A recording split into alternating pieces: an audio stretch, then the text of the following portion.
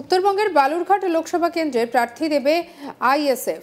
শনিবার 9 মার্চ দক্ষিণ দিনাজপুরের কুশমন্ডি ব্লকের আমিনপুর বটতলার মাঠে জনসভায় এসে একথাই জানালেন ভাঙড়ের আইএসএফ বিধায়ক নওশাদ সিদ্দিকী।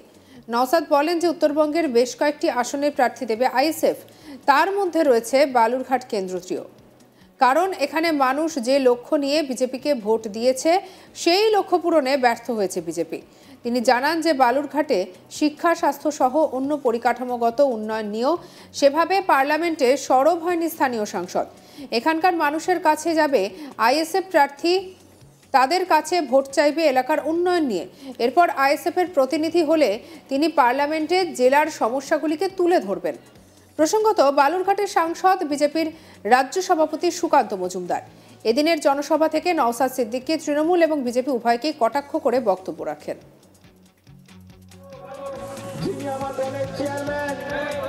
তিনি বিধানসভায় মুখ্যমন্ত্রী চোখে চোখ রেখে বলছেন যে ওয়াকফ সম্পত্তির হিসাব দিতে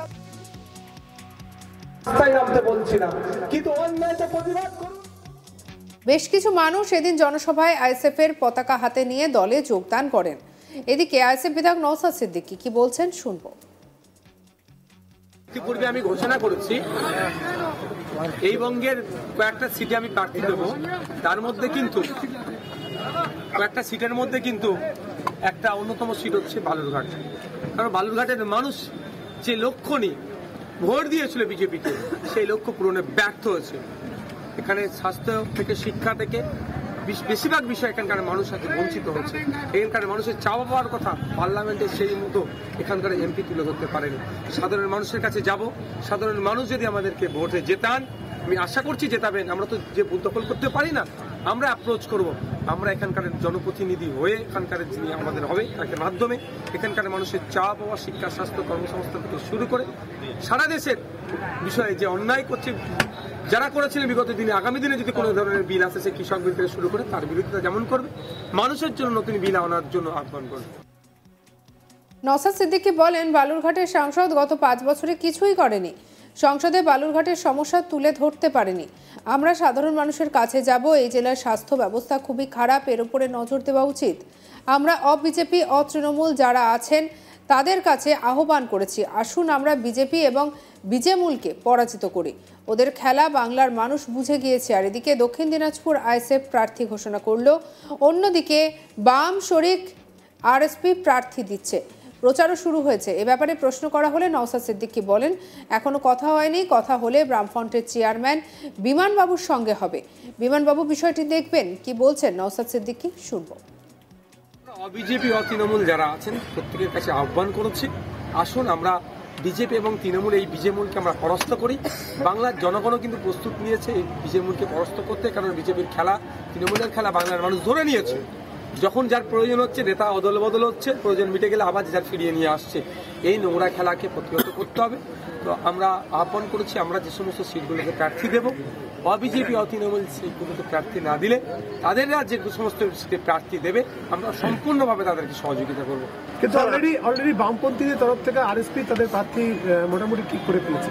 আরএসপি কি আপনাদের সঙ্গে নেই? তাহলে দেখুন, কে ঠিক করেছেন না করেছেন তাদের স্বতন্ত্র পার্টি, আমি তাদেরকে তো মানা করতে পারি না।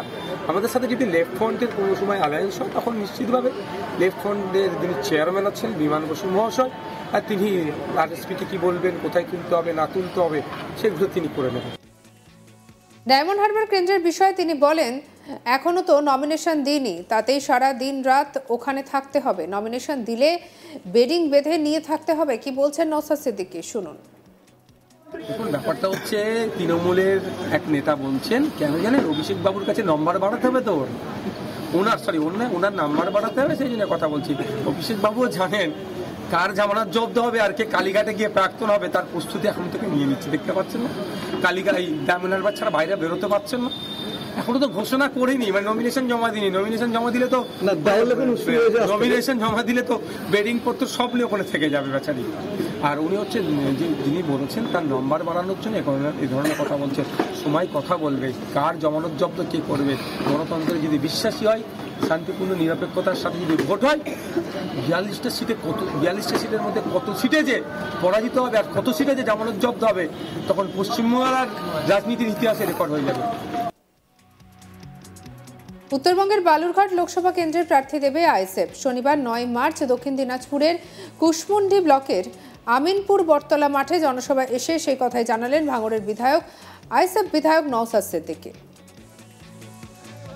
তিনি বিধানসভায় মুখ্যমন্ত্রী চোখে চোখ রেখে বলছেন যে ওয়াকফ সম্পত্তির হিসাব দিতে হবে মাননীয় মুখ্যমন্ত্রী।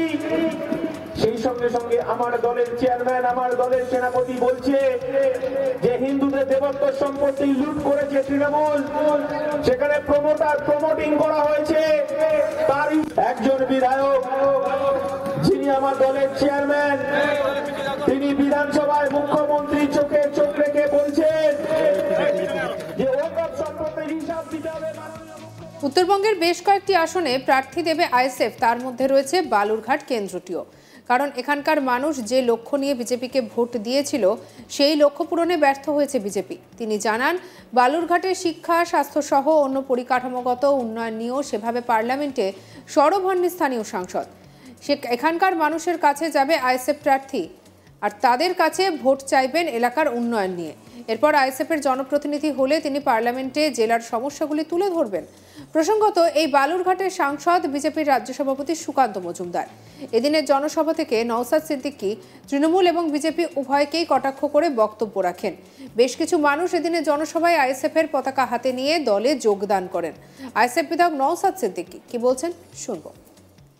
পূর্বে আমি ঘোষণা করেছি এই বঙ্গের কয়েকটা সিটে আমি প্রার্থী দেবো, তার মধ্যে কিন্তু কয়েকটা সিটের মধ্যে কিন্তু একটা অন্যতম সিট হচ্ছে বালুরঘাট। কারণ বালুরঘাটের মানুষ যে লক্ষ্য নিয়ে ভোট দিয়েছিল বিজেপিকে, সেই লক্ষ্য পূরণে ব্যর্থ হয়েছে। এখানে স্বাস্থ্য থেকে শিক্ষা থেকে বেশিরভাগ বিষয় এখানকার মানুষ আজকে বঞ্চিত হচ্ছে। এখানকার মানুষের চাওয়া পাওয়ার কথা পার্লামেন্টে সেই মতো এখানকার এমপি তুলে ধরতে পারেনি। সাধারণ মানুষের কাছে যাব, সাধারণ মানুষ যদি আমাদেরকে ভোটে জেতান, আমি আশা করছি জেতাবেন। আমরা তো যে ভোট দখল করতে পারি না, আমরা অ্যাপ্রোচ করব। আমরা এখানকার জনপ্রতিনিধি হয়ে এখানকার যিনি আমাদের হবে তার মাধ্যমে এখানকার মানুষের চাওয়া পাওয়া, শিক্ষা, স্বাস্থ্য, কর্মসংস্থান থেকে শুরু করে সারা দেশের বিষয়ে যে অন্যায় করছে যারা করেছিলেন বিগত দিনে, আগামী দিনে যদি কোনো ধরনের বিল আসে, সে কৃষক বিল থেকে শুরু করে তার বিরোধিতা যেমন করবে, মানুষের জন্য নতুন বিল আনার জন্য আহ্বান করবে। একজন বিধায়ক যিনি আমার দলের চেয়ারম্যান, তিনি বিধানসভায় মুখ্যমন্ত্রী চোখে চোখ রেখে বলছেন যে ওয়াকফ সম্পত্তির হিসাব দিতে হবে মাননীয় মুখ্যমন্ত্রী। সেই সঙ্গে সঙ্গে আমার দলের চেয়ারম্যান নওশাদ সিদ্দিকী বলেন যে বালুরঘাটের সাংসদ গত 5 বছরে কিছুই করেননি। অন্যান্য খবরের জন্য সাবস্ক্রাইব করে নিন।